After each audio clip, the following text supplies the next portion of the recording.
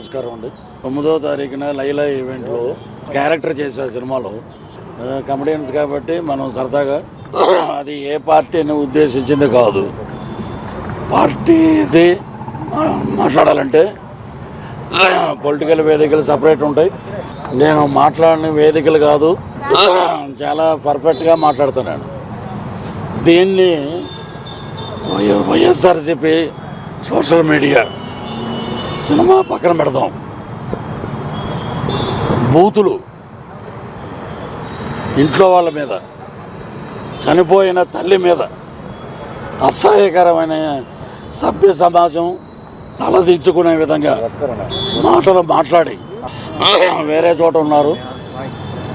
దగ్గరుండి హాస్పిటల్కి వెళ్ళి చెకప్ చేయించుకుని స్టిల్ హాస్పిటల్ బెడ్ నుంచి వస్తున్నారు. ఇదేనా మీ పార్టీ నాయకుడు? తల్లిని తిట్టండి, పిల్లాన్ని తిట్టండి, చెల్లిని తిట్టండి, ఇవి నేర్పారా మీకు? అంత ఎవరో పులివెందల వైఎస్ఆర్సీపీ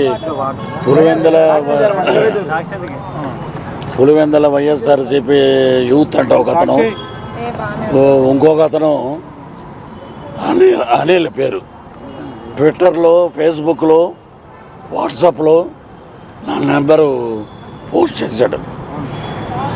అది చాలా క్రైమ్ అండి. అది దాని మీద సైబరాబాద్కి నేను కంప్లైంట్ చేశాను.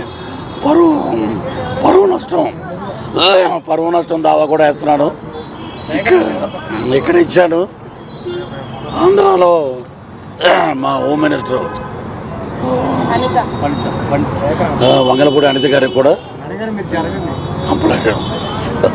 కంప్లైంట్ ఇస్తున్నానండి. అక్కడ కూడా సినిమాలో కంటెంట్ బాగుందనుకోండి, సూపర్ హిట్. ఇప్పుడు నేను చూడొద్దు సినిమా అంటే మీరు మానేస్తారా? ఎవరికి ఇప్పుడు నా ప్రొఫెసర్ నాగేశ్వరరావు గారు మాట్లాడారు, పృథ్వీరాజ్ మాట్లాడకుండా ఉంటే లైలా సినిమా గురించి ఇంత పబ్లిసిటీ లేదు. ఈరోజు సినిమా విశ్వక్సేని కానీ, ప్రొడ్యూసర్ గారు కానీ, వాళ్ళ నాన్నగారు కరాటే రాజు గారు కానీ నేను మాట్లాడా. They are very happy. ఇది ఎందుకు మధ్యలో? సో సినిమా పరంగా 14 రిలీజ్ అవుద్ది. Super duper hit cinema.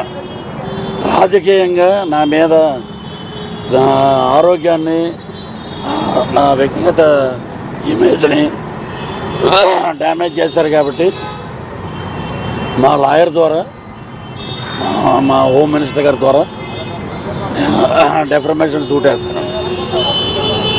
ఇక మీదట ఎవరి జోలికి పోవద్దు, నా జోలికని కాదు. ఇలాగ ఇంట్లో ఉంటే అమ్మాయి మీద ఒకప్పుడు మా జీవితాలతో ఆడుకున్నారు. వాళ్ళకి ఎంత జరిగినా కూడా ఇంకా బుద్ధి రాల. ఇప్పుడు మీ బర్త్డే 11వ తారీఖు అన్నావు అనుకో, పృథ్వీరాజు 11 అన్నాడు, మమ్మల్ని ఇలా అన్నాడు అలా అని అంటారు. 11 అంటే మీకు ఎందుకంత ఒడుగు? ఉన్నట్టే మాట్లాడాం మేము. నేను ఉన్నట్టు మాట్లాడా. అది సినిమాని సినిమాగా చూడండి, సినిమాని ప్రేమించండి.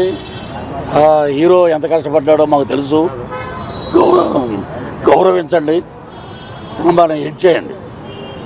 ఎదవ నీచమైన రాజకీయాలు ఉంటే పృథ్వీరాజు పొలిటికల్ సినిమా ఒకటి చేస్తాడు, అప్పుడు చూసుకుందాం, అప్పుడు మాట్లాడదాం.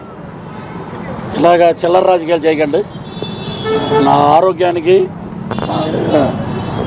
నా వ్యక్తిగత ఇమేజ్ని మేము కమెడియన్గా